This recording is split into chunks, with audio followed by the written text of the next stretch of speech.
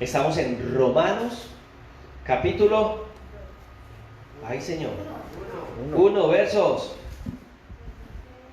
A ver, esos estudiantes muy juiciosos. Yo tengo estudiantes aquí que son muy juiciosos.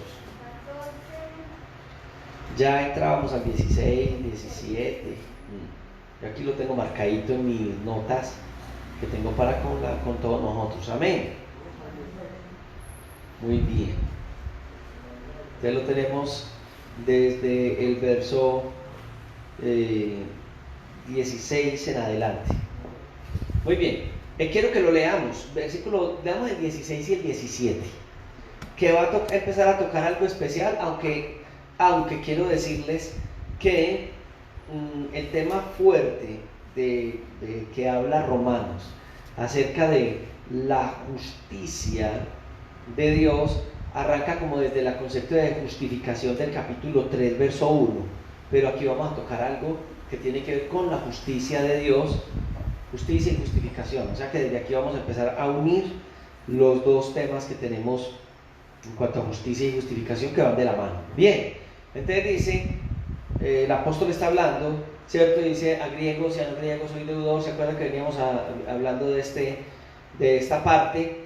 Entonces dice, porque no me avergüenzo del evangelio, porque es poder de Dios para salvación a todo aquel que cree, al judío primeramente y también al griego, porque en el evangelio la justicia de Dios se revela por fe y para fe, como está escrito, mas el justo por la fe vivirá. Aquí este texto bíblico es muy importante.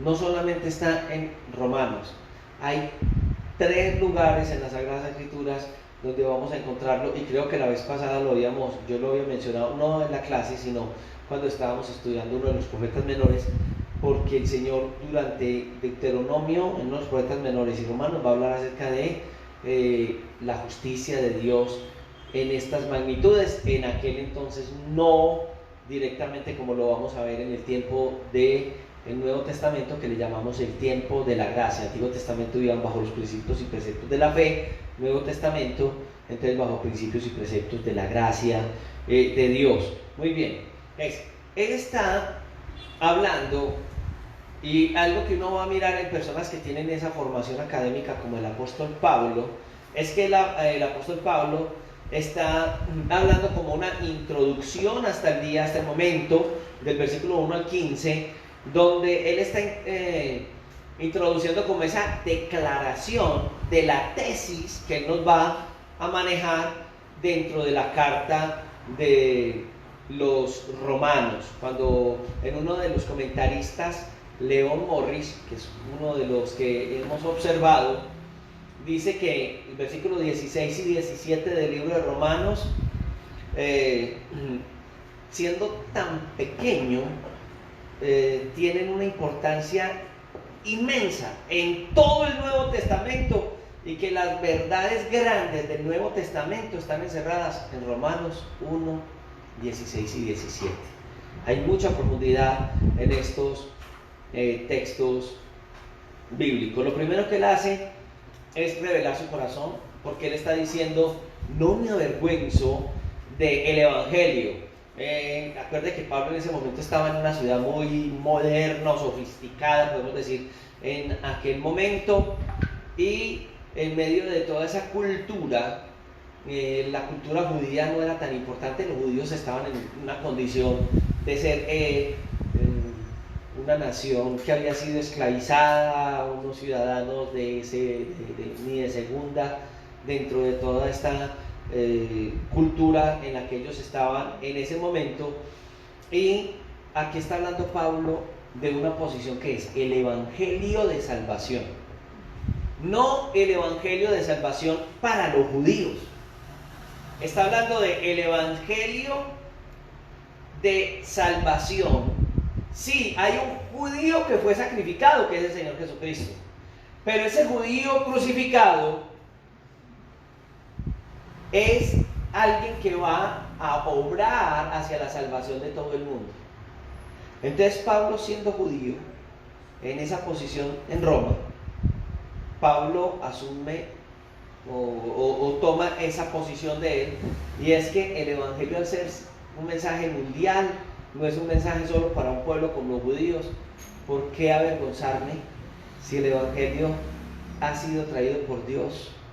Bueno, a través de los judíos, pero ha sido traído para el mundo, para que el mundo entienda y conozca y sepa acerca de lo que Dios ha querido regalarle a través de un judío. Muy bien, no se siente avergonzado porque el mensaje del Evangelio no avergüenza. Yo no sé cuántos sienten vergüenza por el Evangelio. Les contaba que en mi tiempo, cuando yo conocí al Señor, muchos hermanos escondían la Biblia y la envolvían en un periódico, la envolvían en las bolsitas de esas de cadenas de almacenes, que en ese entonces no eran muchas, y como por pena. Pero usted y yo, que hoy conocemos el Evangelio de Dios, que es para salvación, usted y yo no nos podemos avergonzar del mensaje del Evangelio, porque el mensaje del Evangelio es salvación para todo el mundo. Y yo quiero, tenía por aquí un pastelito, vamos a ver si lo voy a encontrar. Sí, yo creo que lo voy a tener aquí, en una revista que es Journal para la Religión de los Estados Unidos, y me gustó mucho algo que vi y que tiene que ver con el tema que estamos mirando. Es un tema de salud mental, es una de las revistas más importantes que habla sobre salud mental, cómo está trabajando con drogadictos en el mundo, y como nosotros venimos en la iglesia trabajando y en la labor que hacemos hacia la secretaría con drogadictos. Entonces encontré algo que, viendo lo que Pablo está hablando del Evangelio y de la posición tan alta del Evangelio, yo creo que es como anillo al dedo. Son investigaciones que se han hecho del trabajo de las instituciones de resocialización más importantes del mundo. Entonces, en el estudio encontraron que la mayoría de lugares donde se rehabilitan más drogadictos es en instituciones que han sido establecidas por iglesias cristianas. Y ellos han visto algo. En la época de los 80 y 90, finalizando 80 y 90, la Organización Mundial de la Salud, la OMS, mira que los programas de resocialización del mundo que dan más resultados son los programas cristianos. Dentro de ellos están los narcóticos anónimos y alcohólicos anónimos. Entonces, para la Organización Mundial de la Salud hay una orientación, y es: todo proyecto de rehabilitación tiene que ir acompañado de, para ellos, espiritualidad. Hay dos investigadores muy importantes que son Brian Greene y Melissa Green, y ellos, dentro de la investigación, que es un estudio muy profundo, encontraron que las personas que pertenecen a comunidades de resocialización y que han aceptado el Evangelio y que has hecho como una oración de fe, dicen ellos, desconociendo lo que es la oración de fe, en esos programas los procesos de rehabilitación de las personas son hasta de un 84%. Cuando yo miro eso, sencillamente digo, es el poder del Evangelio. Es que el Evangelio resocializa miles de personas. Dentro de las estadísticas de ellos, que no me voy a detener ahí, porque ellos hablan de la importancia, por ejemplo, de las comunidades como nosotros, que tienen programas de rehabilitación dentro de la iglesia, lo que nosotros hacemos acá los días miércoles con el grupo de apoyo de comunidades. Ellos dicen que estas comunidades cristianas, por ejemplo, en los estados, solamente en los Estados Unidos, las comunidades cristianas que rehabilitan personas están ahorrándole al Estado 316.6 mil millones en su economía, que es lo que ellos gastarían en el intento de resocializar personas con problemas de adicción a las drogas. Bueno, este estudio que tengo aquí tiene más de 40 hojas, y si alguna persona, aún de los que nos están mirando a través de live, quisiera tener no solamente las notas, sino que están todas las biografías y todo,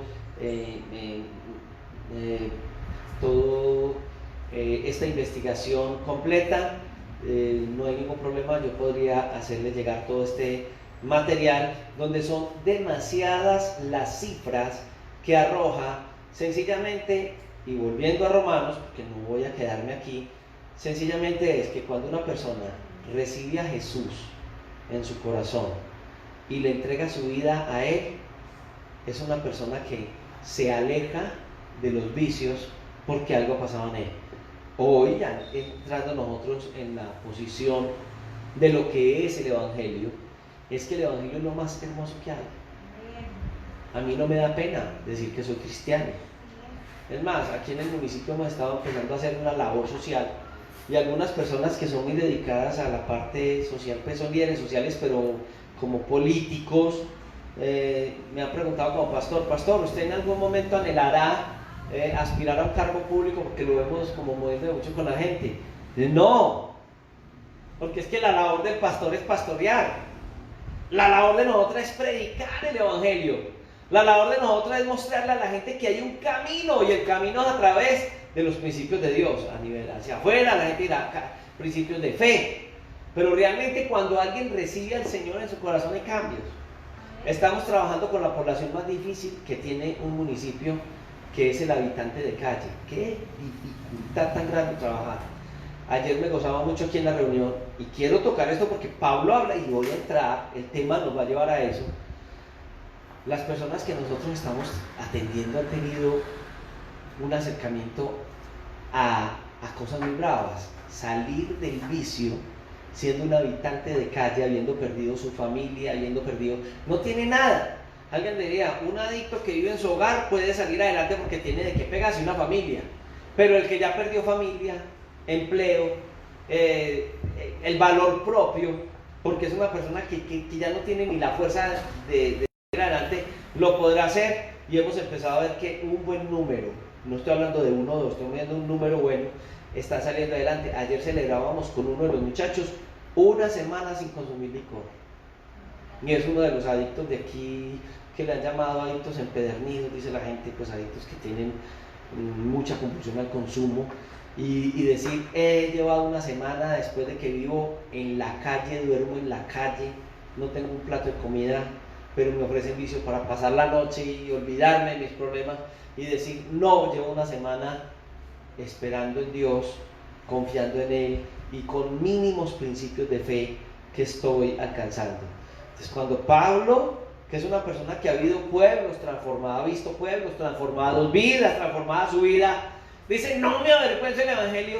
Y cuando yo veo que estas personas están cambiando a través del Evangelio, digo, Dios mío, ¿cómo avergonzarme de la verdad? En el tiempo de Jesús había mucha filosofía, y le preguntaban acerca de la verdad. ¿Qué es la verdad? Ustedes se acuerdan de algunos filósofos que nos hablaban acerca de la existencia de un ser o no ser o no ser. Existe el ser o no el ser. ¿Qué somos nosotros? La filosofía empezaba como a intentar resolver todas las preguntas. Y cuando aparece Jesús, Jesús dice, yo soy, o sea, he aquí el ser. Y fuera de eso se muestra como el camino, como la solución a todos los problemas que puede tener el ser humano. Entonces, el Evangelio se va a presentar como el poder de Dios que salva. El concepto de salvación en las versiones antiguas no se decía salvación, se decía salud. Pero salud y salvación van juntos, ¿cierto? Por ejemplo, el texto de Isaías 53 que dice que por las llagas de Cristo fuimos nosotros, en la traducción Valera dice curados, pero realmente el texto como tal es salvados. Y nos curó del mal del pecado, y nos salvó. Algunos, utilizando mal el texto, dicen, la Biblia dice que en la cruz del Calvario fuimos todos sanados, entonces sanados de tal enfermedad. No, es más profundo todavía, porque es salvación. Claro, cuando llega la salvación puede venir sanación también.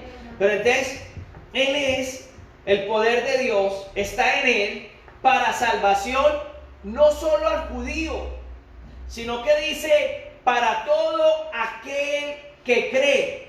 Nos está hablando de que aunque Jesús muere en la cruz, y es crucificado, esas buenas que está transmitiendo el Evangelio, que está transmitiendo el apóstol Pablo, nos habla de un poder inherente que está en quien fue a la cruz del Calvario, y ese poder tiene la autoridad de librar a cualquier persona de cualquier atadura que tenga hacia cualquier forma de pecado. Entonces Dios puede liberar a cualquier individuo que tenga algún tipo de atadura. Me preguntaban y me decían, pastor, ¿por qué uno nota que en iglesias cristianas va tanta gente con problemas emocionales y mentales? Me decía, pues ¿a dónde más van a ir? Tienen que ser sanados emocionalmente y orgánicamente, pues, que afecta a su salud mental. Tienen que ser sanados a través del poder de Dios, del Evangelio. Por eso a veces hablamos de milagros, y algunos científicos y algunos médicos han visto la sanidad de Dios. Sanidad es como una persona recuerdo llegarnos a la institución donde nosotros estuvimos muchos años en el Hermano junto con mi papá, de llegar una mujer que por su prostitución había sufrido infecciones en su útero, y le tuvieron que quitar el útero. Para ella mejor, porque era prostituta, entonces ella podía seguir ejerciendo la prostitución sin quedar en embarazo. Pero cuando ella llega al Evangelio, llega con su compañero de andanzas, que era un ladrón, una persona que vivía del robo, pues en ese momento vivía del robo. No califico, porque Dios lo libertó de esa vida de esclavitud hacia el robo. Entonces él se iba a robar y la mandaba a prostituir. Por la noche, ¿cuánto te ganaste? ¿Cuánto me ganaba? Y tenían su intimidad y su vida. Pero cuando llegan al Señor, les da un deseo de tener hijos. Pero ¿cómo van a tener hijos si ya no tienen útero? Y cuando llegan al Evangelio, el deseo era tan grande, y en una de tantas reuniones, ella pide que le dice al pastor, tengo un deseo de tener hijos. Y el pastor, muy osado, que era mi padre, le dice, ¿tú quieres tener hijos? Y no hay ningún problema, venga para acá, traiga a su marido, venga para acá, mijito. En el nombre del Señor, esta mujer puede tener hijos. Muchos que estábamos ahí dijimos, pero ¿cómo si Amparo, la muchacha esta le había quitado el útero? Él dijo, hoy quedan en embarazo. Tenía convicción en Dios, eso no es de locura. Ese día ella quedó en embarazo.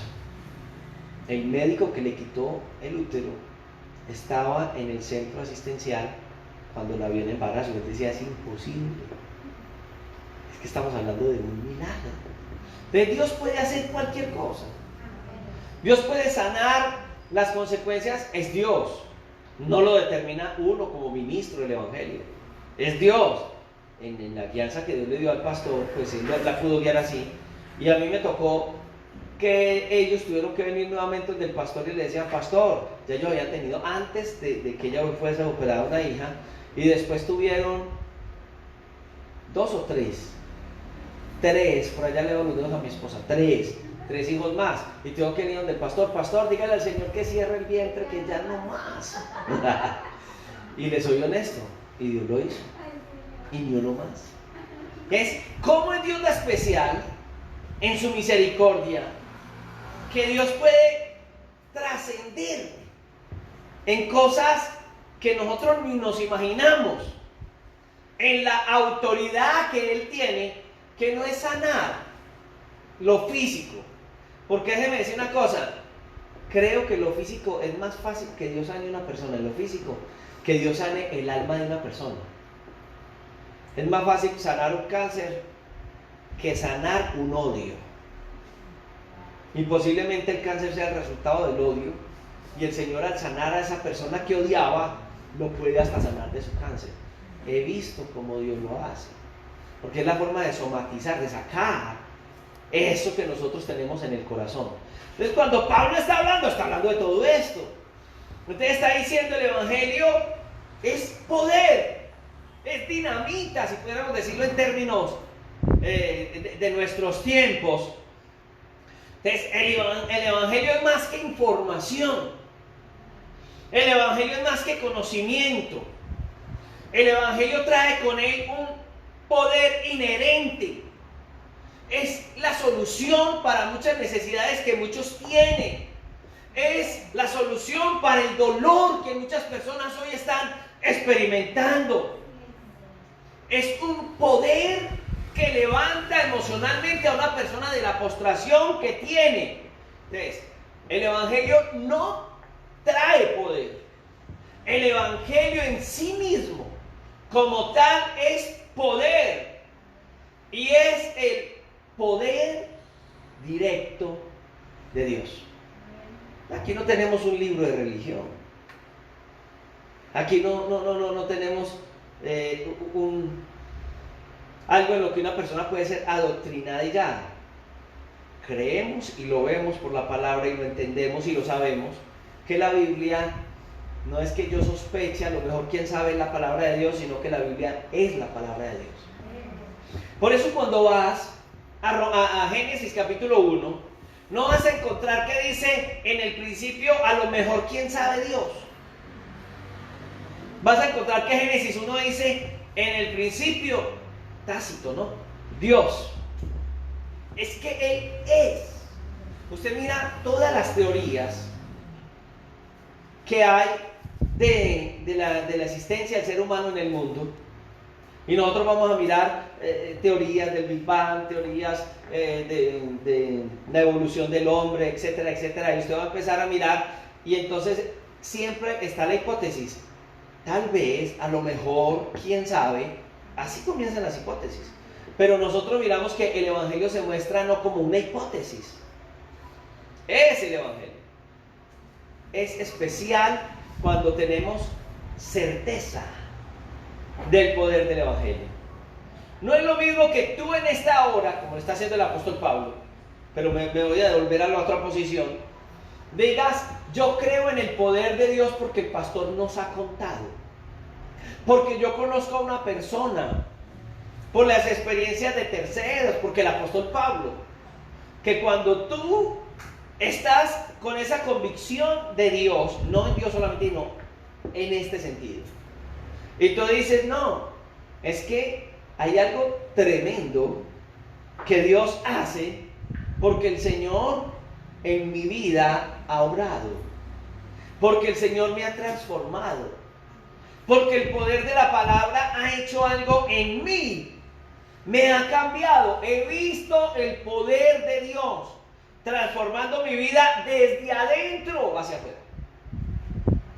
Hablábamos hoy de adicciones y hoy fue un buen momento que tuve la oportunidad de compartir con algunos compañeros de la Secretaría de Salud que son psicólogos y hablábamos de las necesidades. Entonces alguien que se nos acercó planteaba cómo se solucionaba el problema de una adicción. Muy difícil. ¿Cómo hacer que dejen el deseo de consumir? Venga, es que el problema no es el consumo. El consumo es secundario. El problema mayor es que el adicto, antes de ser adicto a sustancias, es una persona dependiente emocional. Entonces, ¿qué hay que hacer para solucionar? Pues llegar al alma de esa persona, llegar a las necesidades de esa persona, suplir, que la persona entienda. Entonces, si lo hacemos en el campo humano, es de llevar a una persona y cambiarle su ambiente, llevarlo a otro contexto, eso es lo humano.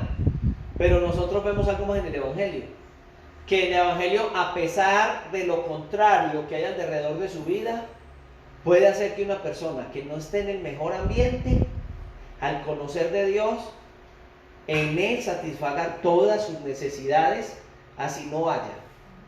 Por eso a veces chistosamente contamos y decimos que puede haber un momento de crisis económica en el hogar y uno preguntar, mi amor, ¿qué hay en la cocina? Y no, mi amor, lo único que hay es una papita o dos papitas y hay unos granitos de sal, y decir, gloria a Dios, tenemos papitas con sal para los 2 o 3 o 4 que somos en la casa. Y alguien se reiría y diría, no, esa persona debe estar amargada, ¿no? Hay gente pobre feliz que ha conocido al Señor, hay gente rica feliz que ha conocido al Señor, pero no es por la riqueza. La gente siempre dice, y uno lo va a mirar en esas culturas griegas y romanas, que ellos hablaban, por ejemplo, los griegos y los romanos llevaron al hombre, especialmente a los ciudadanos romanos y griegos, a hablar de el suplir las necesidades de las personas y dignificar al individuo como tal. Pero eso no cambia las vidas. Una persona puede tener todas las cosas suplidas y ser una persona con grandes necesidades y falencias. De hecho, usted va a ver en un semáforo esos muchachos, yo conozco algunos muchachos que tiran las peloticas y cosas, y sus familias son familias muy adineradas, y ellos se tiraron a una vida hippie, de estar en la calle y eso. ¿Por qué? Porque hay una gran necesidad en sus corazones. Pero muchos de estos, cuando los vemos que aceptan el poder del Evangelio, pero con él viene el poder, son transformados y encuentran la paz. La cultura romana era tremenda, porque en Roma creía que tenían el poder, porque eran un imperio que sometía a todos los pueblos alrededor de él. Mire que en el caso de la época de Jesús, los griegos tenían la filosofía, los romanos creían que habían ganado, habían tenido esa posesión, tenían el poder, pero uno se da cuenta que a pesar de supuesto poder que ellos tenían, había una gran necesidad desde la cabeza de Roma, que eran los mismos gobernantes o césares, que tenían unos grandes vacíos en su vida, y por eso uno va a mirar a todos esos hombres, Calígula y yo no sé qué, todos los emperadores romanos que se lanzaban en todo lo que podían buscar para satisfacer sus necesidades, y no lo tenía ellos. Imaginen que filósofos romanos llegaron a describir a Roma en la parte de ellos, de la vida de Roma, de la parte de la vivencia de Roma, y llamaban a Roma el pozo negro de iniquidad. Juvenal, que es un filósofo, un escritor romano, llamaba a Roma el drenaje sucio en la cual las heces del imperio fluyen. Y eso pasa en el mundo. Sociedades podridas, sucias, enfermas. ¿Cómo vemos nosotros nuestra sociedad? ¿Nuestra sociedad es una sociedad aliviada? No, nuestras sociedades están enfermas. Hay unas carencias muy grandes. Entonces habla del poder de Dios. El apóstol pues está hablando de esta presentación del Evangelio. Dice que es un poder de Dios con un propósito, ¿no? El propósito del Evangelio es la salvación. En la época de Pablo, como lo dijimos ahora, la gente andaba buscando salir ser salvados de ese tipo de vida, ¿cierto? Los filósofos de esa época sabían que el mundo de su tiempo también estaba enfermo. Imaginen que Epictetus, que es uno de los filósofos de su tiempo, le llama a Roma en ese momento habla acerca de la solución para sus problemas en medio de la filosofía como el hospital para el alma enferma. Y cuando nosotros miramos esa afirmación decimos, Dios mío, Epictetus estaba intentando buscar una medicina para la salvación. Y la medicina para la salvación la presenta el Evangelio, en este caso el Señor en Roma, a través del apóstol Pablo. Hay otro de estos hombres que era Séneca, y él decía que debido a que los hombres estaban tan conscientes de su maldad y su ineficiencia en las cosas necesarias, es que el hombre estaba buscando ayudarse, salvarse de esa ineficiencia que logra tener el hombre. Ellos estaban buscando. ¿Qué buscaba el hombre? De qué agarrarse para no hundirse en los problemas de la vida, como si se estuviera ahogando. Los hombres buscan algo especial. Epictetus dice que el hombre buscaba paz. Y no es una paz que el emperador o el imperio les pudiera dar en su momento. Porque es uno de los problemas que uno ve. ¿cierto? El mundo habla de paz, todo el mundo promete paz. Hablamos de procesos de paz en nuestras naciones, pero la paz del individuo se logra a través de estos pactos de paz, no. La paz del hombre comienza de adentro hacia afuera. Y el Evangelio va a transmitirnos no solamente un mensaje de paz, sino un mensaje que tiene el poder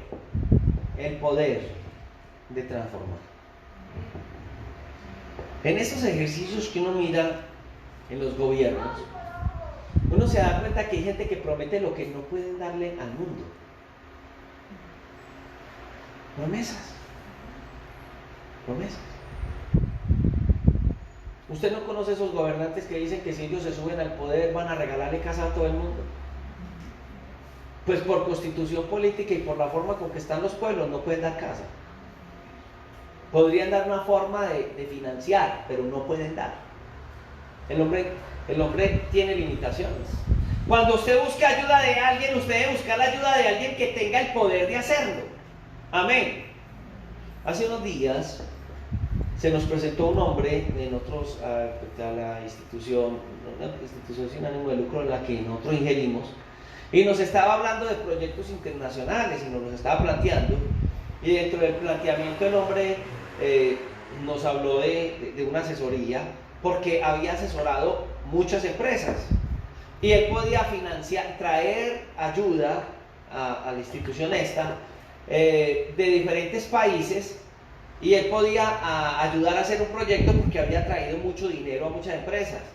Solamente por la asesoría cobraba como 6 millones de pesos, y por cada proyecto pues él se quedaba con un muy buen porcentaje de proyecto, pero ¿quién iba a hacerle esos proyectos a las instituciones? Todo fue muy bonito, y algunas personas que lo escucharon quedaron así: ¡ay, qué rico, qué bueno! Pero cuando yo lo vi llegar, yo le vi unos zapatos de 5.000 pesos, le vi un reloj de esos de 20.000, la camisa ni la había planchado, sus uñas, sus cosas, y yo decía: este hombre vino a pie, está quebrado. Y le decía: ¿y qué instituciones has asesorado y has ayudado a traer tantos proyectos y les has traído todos esos millones? No, y habló de cosas, pero yo lo miré y decía: no tiene donde caer muerto. ¿Cómo va a solucionar los problemas de una institución de estos? Está buscando a ver cómo ganarse unos pesitos ahí que la gente le crea el cuento, pero no tiene argumentos. Déjeme decirle que lo mismo sucede en la vida. ¿Quién puede solucionar tus problemas? Yo busco a una persona que me ayude, a un psicólogo que me ayude a solucionar los problemas. Puede que hayan herramientas que ayuden a alguien a escuchar tus necesidades, y puede intentar mirar que tú busques un horizonte, pero realmente ese horizonte, si no va acompañado de una verdadera solución, no es. Cuando una de estas personas en algún área puede ayudarte, es porque va a guiarte a donde hay una verdadera solución a tus problemas. ¿Saben? Si necesitas dinero, ¿a dónde vas? Al que tiene el dinero. ¿O no? Tú necesitas 10 millones y le vas a decir al que tienes al lado: pues dame 10 millones. ¿Qué le va a decir el que tiene al lado ¿qué le va a responder David a Samuel? Hombre, yo también soy estudiante, es para que yo sea un profesional y que tenga guardadito algo en el banco. En este momento antes necesito los pasajes para irme para la casa a lo mejor. ¿Cierto? Entonces, a veces buscamos lo que no es. La gente busca solución a sus problemas en las filosofías. La gente busca la solución en los problemas, en profesionales que tienen muy buena intención, pero lo único que puede hacer es: hoy estamos por allá y un muchacho que es que esto está muy bonito, pero ¿qué me van a dar? ¿Van a dar plata? No tenemos dinero. No, si no me dan dinero, ustedes no me solucionan los problemas, porque mi problema es de plata. Claro que le vi los dientes podridos, llenos de... el vicio se lo ha acabado, las manos como vicio, y yo soy muy osado y le dije: ¿sabe qué? Venga para acá, usted no necesita dinero. A lo mejor usted sabe hacer muchas cosas, pero esa droga lo está matando, papá. Así le dije, perdóneme el término, utilicé el término callejero, Y no podía hablarle a amigos, no, le hablé como a alguien que, ¿cómo así? Venga, yo le digo desde el tutor que yo también lo he vivido. Y cuando empecé a hablarle, que no, sí. Y entonces me pueden ayudar. Ya no era dinero, ya estaba necesitando salir de su adicción. Cuando nosotros llegamos al Evangelio, usted y yo estamos rodeados de gente que necesita de Dios. En su casa necesitan del Señor. Sus amigos necesitan del Señor. En el colegio los compañeros necesitan del Señor. Los que son profesionales están aquí. Esos compañeros de ustedes, así tengan 1, 2, 3, 4 títulos, tengan maestría, tengan doctorado, tengan lo que sea, necesitan de Dios. Y qué dolor que no nos damos cuenta que el poder de Dios está en nosotros. Veo gente en el Evangelio muy osada. Y qué bendición la gente osada. Tenemos que ser osados. Porque he visto gente en las iglesias osadas. Conocí una mujer que ella era la muchacha del servicio, la que les servía y les colaboraba en una casa de unos señores profesionales que tenían reconocimiento de sus doctorados, él y ella. Y trabajaban en una empresa donde tenían un flujo de caja muy alto y ellos tenían unos ingresos altos, unos sueldos que mucha gente ni se imagina, 60 millones mensuales, 40, ¿sí? Es donde es, con una forma de vida muy alta. Pero ella en un momento, ella era cristiana, ella los domingos salía a la iglesia y una vez vio que ellos estaban casi que se mataban, la relación estaba por el suelo y en un momento ellos que se estaban matando, ella se les paró una mano, un momentico, usted se me sienta allá y usted allá, a dos profesionales de ese nivel, que todo el mundo, doctor fulano, otra fulana, todo el mundo casi que se les arrodillaba. Y ella dijo, pues que si me van a echar, me echan, pero les voy a decir, ustedes los necesitan paz. Los confrontó por la palabra, les dio varilla con la palabra como se pudo, y estos dos profesionales terminaron arrodillados pidiéndole primero que todo perdona a Dios. Después les dijo, ahora usted tiene que pedirle perdón a su esposo y usted a su esposa. La muchacha que les ayudaba en los quehaceres de su casa, y al domingo, muy emocionada, los trajo a la iglesia. Una mujer osada. Una mujer que como Pablo entendía que era el Evangelio. Porque es que hay gente que se avergüenzan del Evangelio. Manejando un centro de rehabilitación, había una persona de las que estaba en el centro, y en el centro cristiano, la Biblia era un manual para nosotros, como lo es para nosotros la palabra hoy. Y recuerdo que su familia llegó y él estaba allí y todos tenían la Biblia abierta lo dejaban en sus camarotes. Y ese día llegó la familia y él se avergonzó del Evangelio. La familia era pudiente y muy religiosa. Tenía monjas, sacerdotes dentro de su familia. Y cuando él los vio, escondió la Biblia. Ellos miraron y todo. Y ellos le preguntaban, bueno, ¿y aquí qué? ¿Cómo es el tratamiento aquí? Pues el centro y la base eran principios en bases de la fe. La Biblia era el manual. Y cuando le preguntaban, él decía, no, aquí hacemos ludoterapia. O sea, hacían deporte, alguna actividad, bueno. Ay, ¿qué más hacen? No, hay psicoterapia, o sea, hay un psicólogo que nos escuche. Oh, qué bien, ¿y qué más hacen? Y empezó a hablar de todas las actividades terapéuticas que teníamos en el proyecto, pero de la Biblia nada. Y cuando le dijeron, ay, pero esas camas tienen como que eso que es la Biblia. Ah, no, sí, también, pues ahí, sí, también, la Biblia también, pero así. Cuando la familia se fue, los compañeros me decían y se burlaban y decían, vea, este fulano, aquí que canta, que adora, que levanta las manos, llega la familia y escondió la Biblia, le dio pena. La pena estaba creciendo y no había tenido esa convicción. Pero yo le hago una pregunta. ¿Usted se avergüenza del Evangelio? Algunos ni Biblia cargan. ¿Usted por qué no carga su Biblia? No, la tengo en el celular. No, es que aquí en la iglesia hay. ¿Cómo hace usted para anotar? ¿Cómo hace usted para crecer? Uno tiene que ir al manual. Porque es el Evangelio, esta es mi vida. Sin esto, ¿qué sería de mi vida? Claro, ella se va a encarnar en ti y en mí, pero para encarnar yo tengo que ir a ella. El Evangelio es la revelación. En el Evangelio se revela la justicia de Dios. El poder del Evangelio va a venir a todo aquel que cree. ¿En qué puedo creer si no conozco en qué creer? Y la Biblia en eso dice, aquí, ¿cómo creerán si no hay quien les predique? O sea, ¿van a creer en qué? ¿En qué creemos nosotros hoy? ¿Cuál es la base de la fe cristiana? Hace unos días alguien me decía, no, yo soy cristiano hace tantos años, yo he sido líder, pero mientras yo hablaba con él, veía la ignorancia en principios de fe. Entonces yo le decía, bueno, contame qué es redención. ¿La qué? La redención. La salvación, que acepté a Jesús. ¿Y qué es imputación? El término me suena como feo.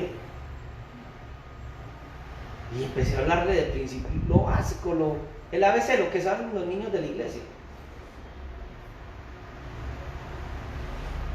Entonces, ¿qué es la fe que tú tienes? Pues no, que Jesús murió en la cruz. Mi hijo, cuando estaba pequeño, el hijo mío, el pequeño, él tenía el somnífero de mi hijo pequeño cuando él corría mucho y brincaba mucho, era muy hiperactivo. Pero el somnífero era llegar al culto. Llegamos al culto y... Entonces a veces lo mandábamos a escuela dominical, pues, ¿y qué enseñó la maestra? Que Jesús murió en la cruz y que nos salvó. A los 2 años le preguntábamos, ¿qué enseñó la maestra? Que Jesús fue a la cruz y me salvó. Ella se fue a dormir al salón. Pero si nos preguntasen hoy, si alguien necesitase bases de la fe hoy para su vida, si alguien necesitase que nosotros tengamos esto, nosotros hacemos algo que la Biblia dice que inquirimos para salvación. Escudriñamos las Escrituras. Pablo llega al momento donde él, en su convicción y su relación con Dios, dice, el Evangelio es para todo aquel que cree. El concepto bíblico de creer no es como la gente, porque la gente dice, ay no, usted va a ir a tal parte, pues yo creo, o sea, no sé, estoy dudando, no sé. ¿Usted cree en Dios? Pues es como que sí, cierto, yo sí. No, el concepto de creer no es ese. Ay, yo no sé, en algún momento, usted no ve que todos los días, usted ve que las gallinas todo el día creen, ellas dicen creo, pero no creen en nadie.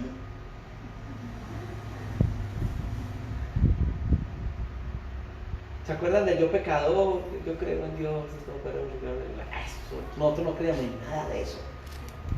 ¿Cuántas veces lo recé yo? Pero cuando llego al Señor, no, Dios hizo la obra por mí. Dios ha salvado nuestras vidas. Y la obra de salvación viene con una obra de regeneración. O sea, me salvó, pero me está transformando. Y a medida que voy a la palabra, encuentro principios que voy a aplicar a mi vida del poder que es de Dios. Pablo nos está hablando, bueno, Dios a través de la persona, nuestras señas del Señor nos está hablando de eso. Entonces dice, después de Dios, bueno, Dios desde el Antiguo Testamento venía trabajando con los judíos. Entonces, al judío primeramente el mensaje de salvación, pero también estaba hablándoles allá en Roma. La cuna de la filosofía venía desde los griegos. ¿Influenció sobre los romanos o no lo influenció? Pero no solamente al judío, a los no judíos también. Y uno lo va a ver en el ministerio práctico de nuestro Señor Jesucristo. ¿Por qué? Porque uno va a mirar que dentro del ministerio del Señor Jesucristo estuvo la predicación tanto a judíos como no judíos. Si uno va a Mateo 15, 24, encontrará que la Escritura nos va a decir, él respondió y dijo, está hablando el Señor Jesucristo cuando estaba hablando con la mujer sirofenicia o la mujer cananea, ¿cierto? Entonces él está diciendo, no soy enviado sino a las ovejas perdidas de la casa de Israel, porque el mensaje del Evangelio vino a ellos. pero como el mensaje vino y ellos no reciben el mensaje de salvación que Dios quería dar a través del Señor Jesucristo, entonces el mensaje se extiende a las demás naciones. También en Mateo capítulo 10, versículos 5 y 6 dice: por camino de gentiles no vayáis, y en ciudades de samaritanos no entréis, sino id antes a las ovejas perdidas de la casa de Israel, que es la instrucción que el Señor Jesucristo estaba dando a aquellos que estaban predicando el Evangelio. Amén. Amén. Muy bien. Déjenme, qué pena con ustedes, pero estas cosas estaban pitando por todos lados, apagamos todos esos timbres. Entonces, era el mensaje del Evangelio y el Señor Jesucristo estaba hablando. En la primera instancia, los judíos recibieron el mensaje. Tenía que ir primero a la cultura, a la etnia judía, y después a las otras culturas.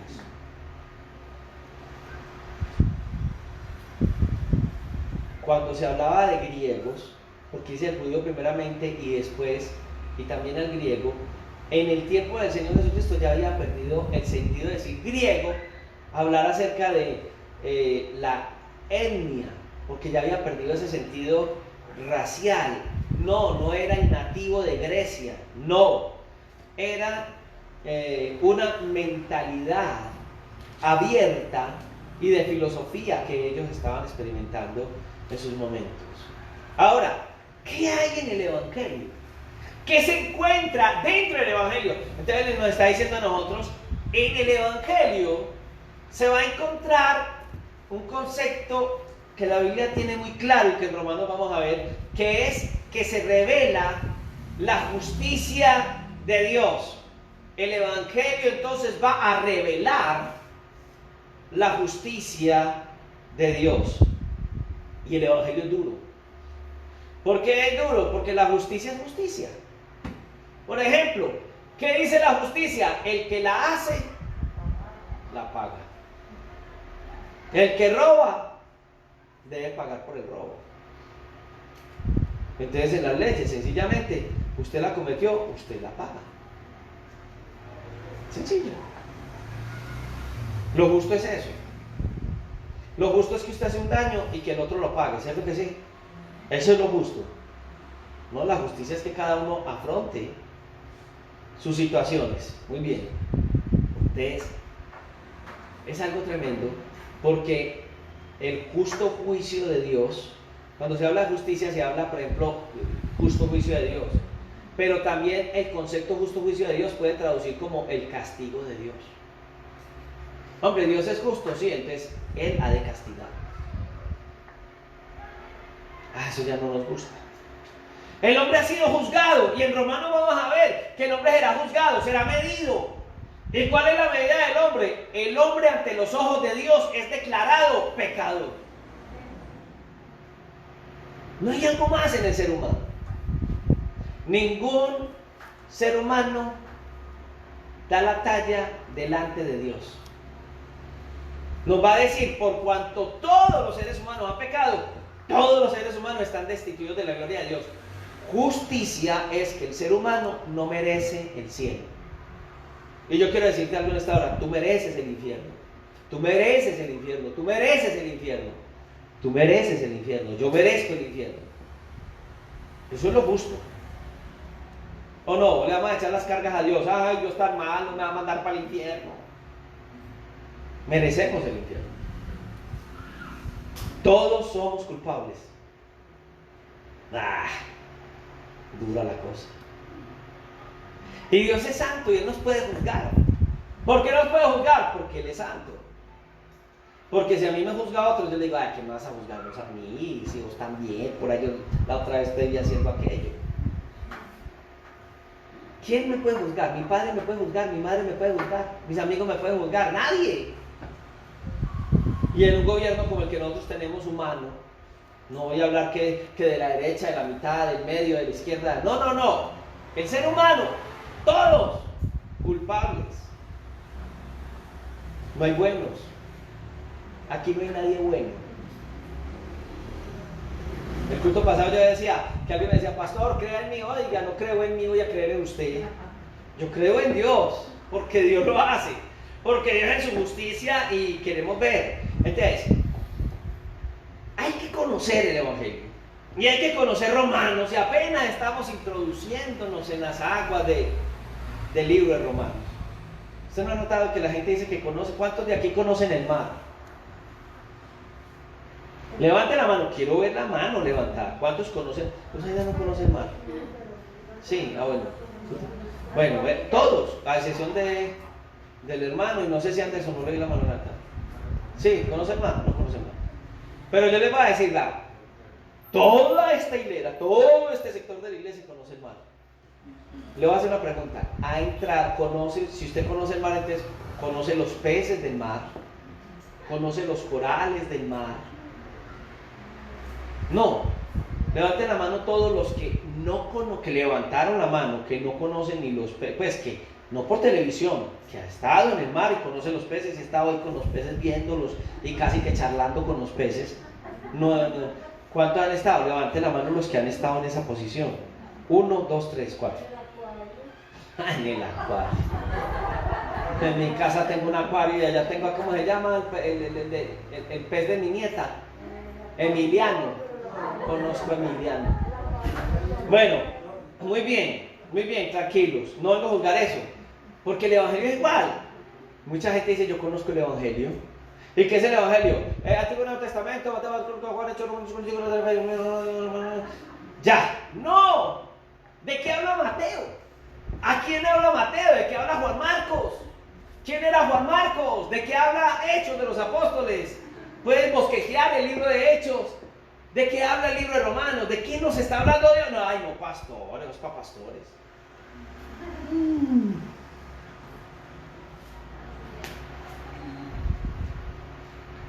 Esto nos está dejando ir más aburridos. Porque entonces hoy hay que entender que hay que ir para entender qué es el Evangelio, para entender qué nos quiere hablar Dios. Y fuera de eso, en el Evangelio de Dios se revela la justicia de Dios por fe. ¿Por qué por fe? Porque creer todo lo que el Evangelio va a hacer para nosotros, creer en lo que Él nos va a librar a través del Evangelio, creer en la libertad que nos va a dar a través del Evangelio, hermano, una locura. ¿Se acuerdan que yo les decía que habíamos estudiado en la pandemia, que fue en Habacuc capítulo 2, que nos hablaba acerca del mismo texto, el justo vivirá por la fe, a Habacuc capítulo 2, verso 4, donde Dios le profetizaba al pueblo de Israel cómo iba a salvar Dios al pueblo de esa esclavitud? Ellos esperaban un libertador y Dios les mandó el libertador, pero ellos esperaban un libertador con espadas, con ejércitos, y desaparece un señor sin plata, sin dinero, andando para arriba y para abajo con 12 peludos. Perdónenme, no era tan alto, no sé.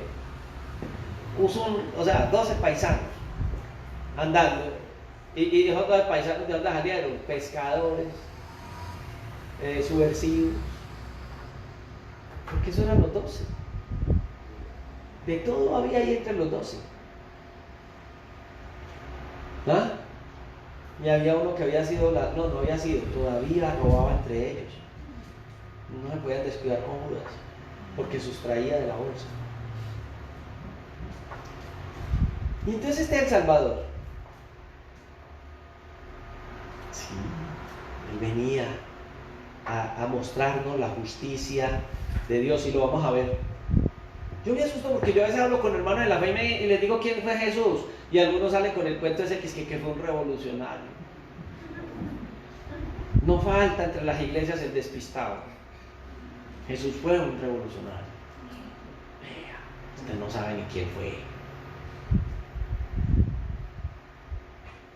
Porque Jesús no vino en ese sentido humano.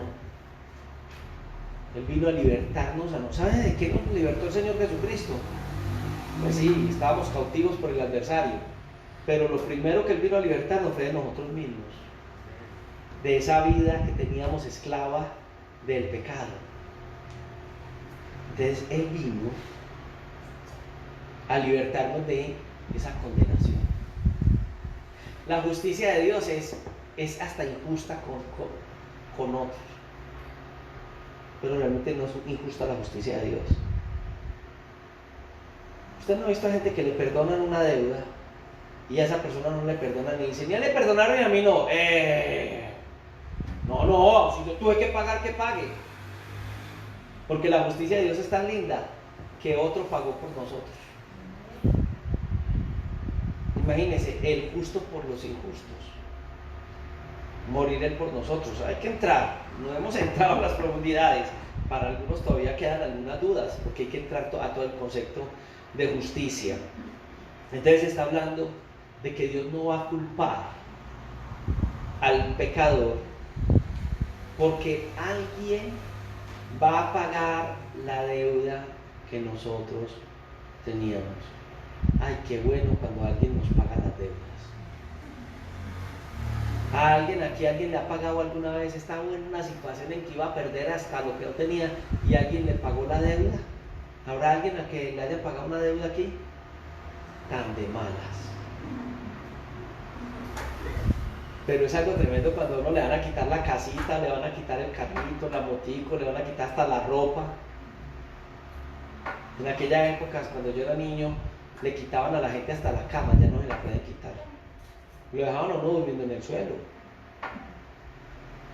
A mí me tocó con mi padre, que era muy mal negociante. O negociaba muy bien, pero era muy alcohólico, entonces hasta hacía negocio borracho y perdía todo lo que tenía. Y nos llegaron a embargar hasta las camas.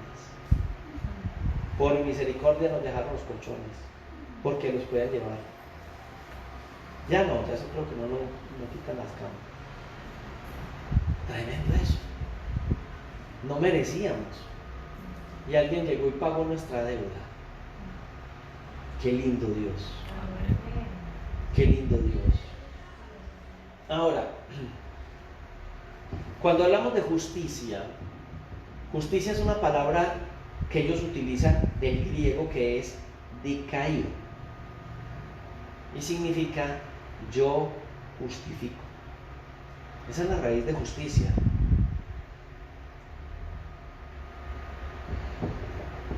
Cuando en el griego todas las palabras cuando acaban en o significa que es como si ayudara, como si se diera un buen trato, como si fuese una consideración. Entonces Dios considera al pecador. Siendo nosotros lo que fuimos, Dios va a cambiar ese trato que nosotros hacia nosotros como culpables, porque Dios va a amarnos y a justificarnos para librarnos. Justificarnos entonces es que nosotros, a pesar de que éramos culpables, vamos a recibir el trato contrario a lo que nosotros teníamos. Nos va a tratar como si no hubiésemos pecado. Pero hay una condición: aceptar. Hay gente que no acepta. Para nosotros recibir la ayuda de Dios tenemos que reconocer que debemos. Oye, hay gente que no reconoce que debe. ¿Usted no ha visto en Facebook? Me llama la atención porque el tipo roba, el individuo aquel, roba. Lo captan en las cámaras, lo graban, lo cogen, le ponen el video, tienen la misma ropa, el mismo atuendo, y le dicen: amigo, mire lo que está viendo ahí el video, mire este video, vea, ese es usted. ¿Quién es el que está ahí? Se parece a mí, la ropa es parecida, pero ese no soy yo. Y uno le da rabia, ¿cierto? Uno dice: pero ven, este sinvergüenza, es que descarado. No, puede que haya un igualito a mí. Y viste igualitos, y los tenis están igual de rotos, también, ¿por qué no? El problema con Dios es que el ser humano tiende a creer que no necesita de Dios. Es más, el ser humano piensa que puede hacer cosas para salirse del error en el que está. Note que la gente, por ejemplo, Una vez al año, bueno, en nuestra región, para la Semana Santa, ¿qué hace la gente? Se va que para Girardota a pagar una promesa. Y caminan 24 kilómetros para ellos en carne viva sufrir, porque es más fácil pagar una promesa que morir eternamente, o morir permanentemente al pecado. Yo pago la promesa, ya se la pagué a Dios y mañana vuelvo al motel, y mañana vuelvo al vicio, y mañana vuelvo a las andanzas mías. Pero cuando el Señor nos manda a reconocer el pecado nuestro, es aceptar su justicia para mí permanentemente, o sea, no volver a pecar. No, yo mejor pago una promesa. Yo mejor pago porque Dios me salve, porque esta otra va a implicar que haya un cambio en mi vida. Cuando Lutero, uno de los reformadores que hemos mencionado estos días, se hablaba acerca del 31 de octubre que celebrábamos el Día de la Biblia y de la Reforma protestante, etc. Una de las cosas que lleva a este monje tradicionalista a un cambio en su vida, porque él era un teólogo, él sabía lenguas madres, y encuentra en la universidad donde él daba su cátedra, arriba en el campanario, una Biblia, haga de cuenta que tenían a Drácula encerrado, una Biblia en cadenas, no se podía leer la Biblia, el que leía la Biblia se enloquecía, era el concepto que daba. Y la Biblia tenía un poco de cadenas y el hombre apasionado empieza a leer la Biblia y encuentra en Romanos el texto que hemos leído, que el justo vivirá por la fe. Cuando Lutero descubre la justicia de Dios, para este hombre fue el día más importante, porque está encontrando el veredicto de Dios para el creyente, el justo, no hay justo ni uno, pero el que se ha justificado en Dios, el que se derrama la justicia de Dios, vivirá si creyere. Espere, que es que mucha gente piensa que la fe es, no, yo tengo fe en Dios. Pregúntale a una persona, ¿usted tiene fe en Dios? Sí. ¿Usted vive bajo los principios de la Biblia? No, ¿cómo le ocurre? Yo tengo fe en Dios, pero yo no vivo la Biblia, entonces usted no tiene fe en Dios. Porque la fe es tener certeza en esto que nosotros hoy esperamos. Es vivir bajo los principios de esta palabra santa de Dios. Si usted no vive bajo los principios de la santa palabra de Dios, usted no tiene fe. Si usted no conoce la Biblia, usted no tiene fe. Si usted no conoce la Biblia, usted no es nada, ni nadie, ni va a ir al cielo.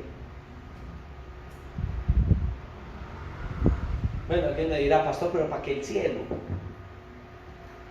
Alguien decía así, creo que era uno de esos predicadores de la prosperidad, que Dios me dé el cielo aquí, que Dios me dé aquello aquí. Yo para qué por allá calles de oro y mar de cristal, decía él. Hasta razón puede tener.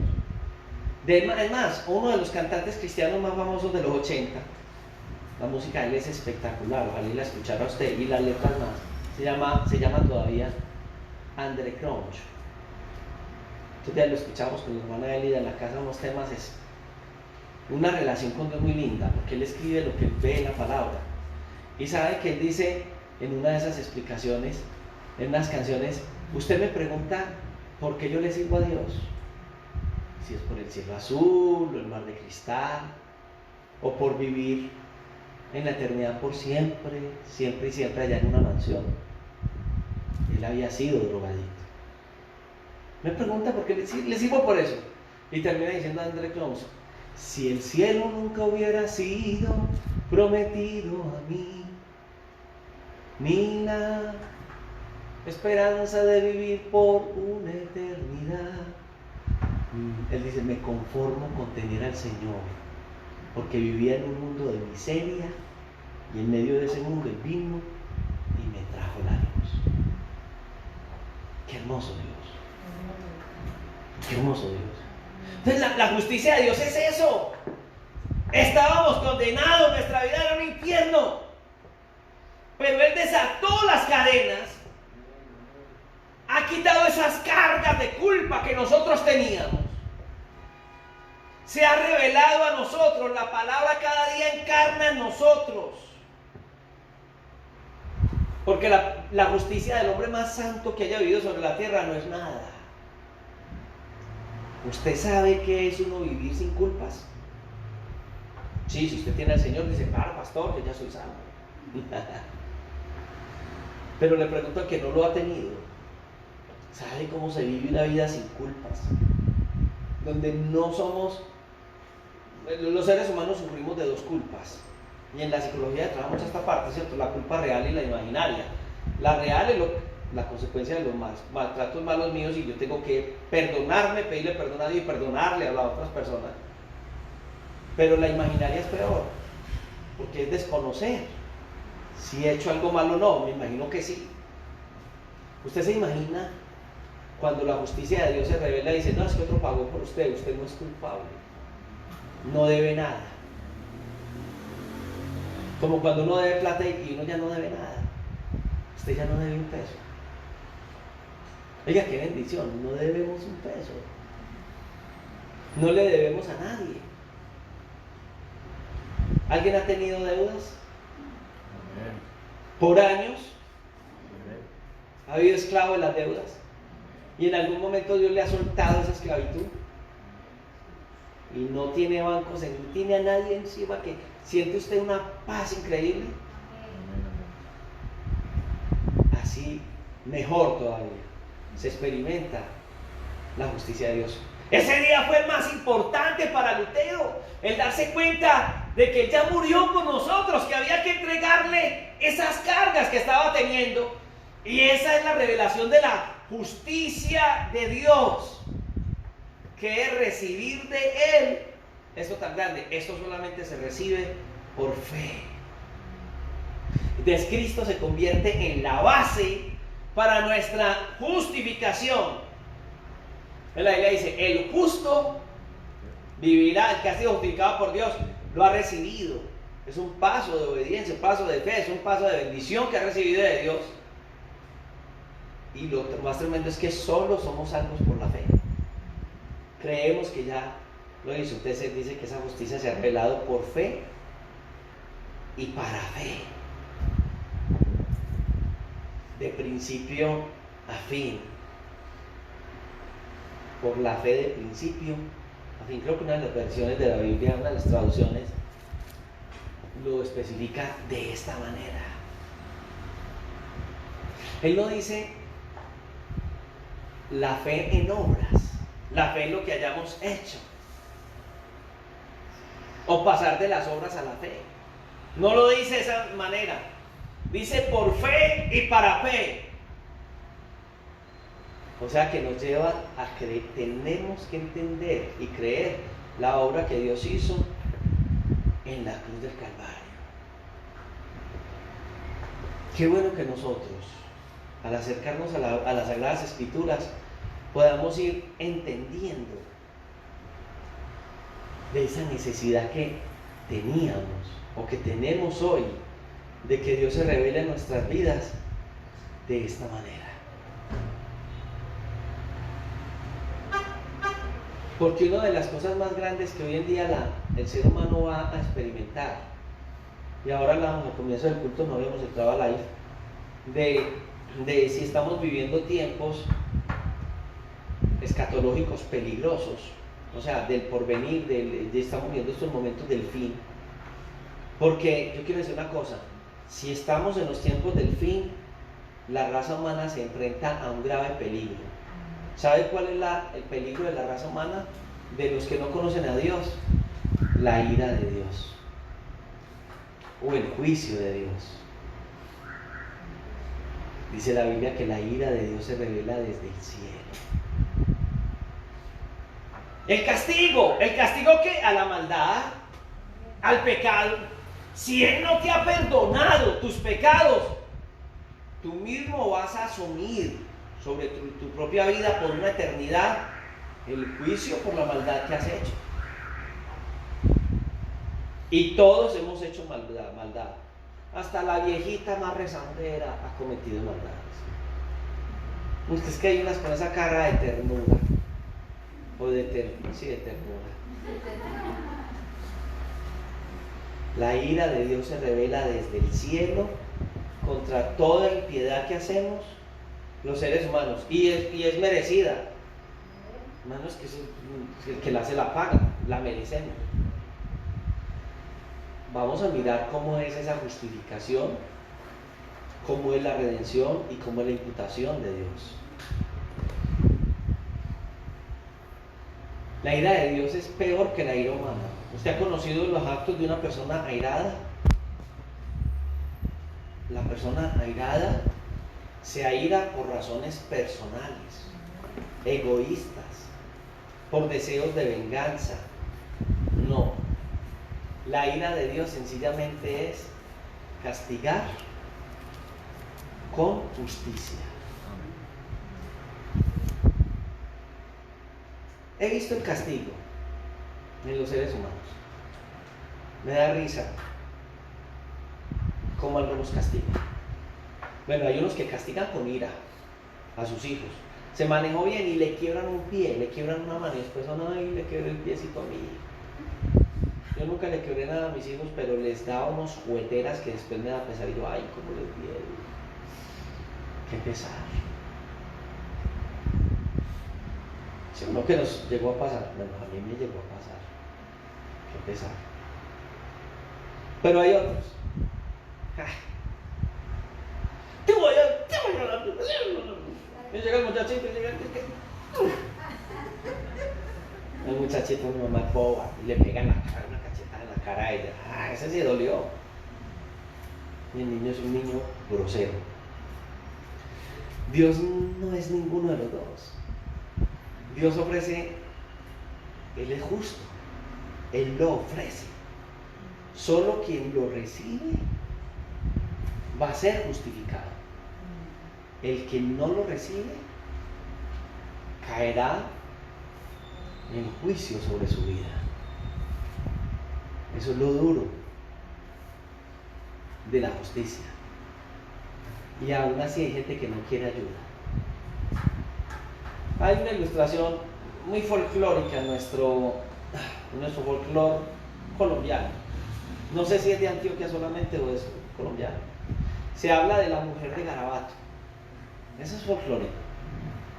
Entonces se cuenta pues la historia que la mujer de Garabato le decía al tal Garabato, que era el esposo, Garabato, Garabato, y le hacía así, Garabato, Garabato, le hacía un garabato, pues se hacía el garabato con la mano, Garabato. Y entonces que el tal Garabato, pues eso es costumbrista, le dice, si no vuelves a decir Garabato, te tiro al río. Y la mujer de Garabato, Garabato, Garabato. Y Garabato la llevó al puente y la tiró al río. Y la mujer de Garabato ahogándose, que es que Garabato. Se murió la mujer de Garabato, testaruda como ella sola. Dios nos quiere salvar. ¿Y cuántos somos como una mujer de Garabato? Que no le escapamos a Dios de sus manos. ¿De cuántas cosas te ha librado Dios? Me contaba Anderson, nos contaba una vez, no lo cuenta muy común en las reuniones, y contaba que en una de esas andanzas malas lo cogieron los enemigos allá en el barrio, él andaba en esas bandas, y una vez lo cogieron y a los que estaban con él los cogieron con alambre de púa, no sé qué, los sacrificaron, ¿cierto? Los volvieron pedazos. Creo que fue el único que salió vivo de ahí. Y que Anderson, cuando iba a matar a sus compañeros para que los torturaban y todos decía, Dios mío, si me sacas de esta, no vuelvo a la misma, si me sacas de esta, me consalvo a ti, si me sacas de esta. Y cuenta Anderson que cuando salió, lo aporrearon y él fue el mensajero, o sea, al que aporreaban y volvían vaya lleven el mensaje, que ya matamos a estos y seguimos con los de abajo. Y entonces los de abajo estaban tirando vicio y Anderson dice que como a los 3 días se acordó de la promesa para Dios, porque llevaba 3 días desatrasándose del susto. Usted no entiende lo que le estoy diciendo. Ay, yo le prometí a Dios, pero porque a veces le decimos a Dios, si me sacas de esta. Y a veces jugamos con Dios. Cuán bueno es Dios. Pero no se le olvide que Dios es justo. La misma esencia de Dios, que es inmutable, La misma esencia de Dios, que Dios no puede pecar. Y que Dios tiene que ser justo eso. O usted se somete al medio de salvación que Dios le ha dado, o usted mañana no tendrá excusa delante de Dios. ¿Por qué no en un momento de reflexión y transparente delante de Dios le decimos al Señor en esta hora: Dios mío, tan malo soy yo y tan bueno eres tú? Yo no merecía, Señor, la salvación. Es más, yo merecía el lugar que llevó Cristo, el ser clavado en una cruz. Yo merezco la vida de lo peor, pero mereciéndolo, Cristo murió por mi vida. Yo no quiero en esta hora despreciar esta salvación tan grande. Qué triste si despreciamos en esta hora la salvación tan grande que Dios nos ha dado. Yo no sé, mi amado hermano, si no habías percibido, todavía hay mucho de qué hablar, pero quiero ir paso a paso, paso a paso. ¿Por qué no le dices al Señor en esta noche: Dios mío, he pecado contra el cielo y contra ti, como lo dijo el hijo pródigo? No merezco ser llamado tu hijo, pero gracias, porque estando hundido en el pecado, has enviado a Jesús para morir por mí. Recibo la salvación que me quieres dar, Dios, a través de tu palabra. Ayúdame a inquirir cada día más en la salvación, a crecer más en la salvación que me has dado.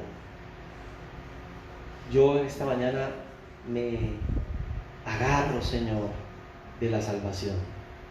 Me aferro a ella. La recibo. Te entrego mi vida. Te ruego que me hagas lo que tú quieres que yo sea. En el nombre de nuestro amado Señor. Podemos con gozo darle un aplauso al Señor en agradecimiento porque Él nos ha dado la salvación. Qué bueno es Dios con nosotros. Amén. Recuerde que el domingo tenemos reunión. Ya el cupo de las 10 está listo. Muchos de ustedes están, pues los que ya se anotaron, ahí están anotados. Creo que usted va a ver en la lista, se va a ver ahí. A las 2 de la tarde. A las 2 de la tarde tenemos cupos, tanto para las personas que están viéndonos por live. Si usted quiere estar en el culto a las 2 de la tarde, ahí mismo en los comentarios de este mensaje, anote su nombre, diga: yo quiero estar en el culto a las 2 de la tarde, anote su nombre y le anotamos. Muy bien, y los hermanos que están en el WhatsApp, pues tanto los que nos están viendo como los que están aquí, anótese porque, bueno, de pronto te quedas por fuera de la reunión. Bien, entonces Dios les bendiga a todos mis amados hermanos. Nos veremos el próximo domingo en este lugar.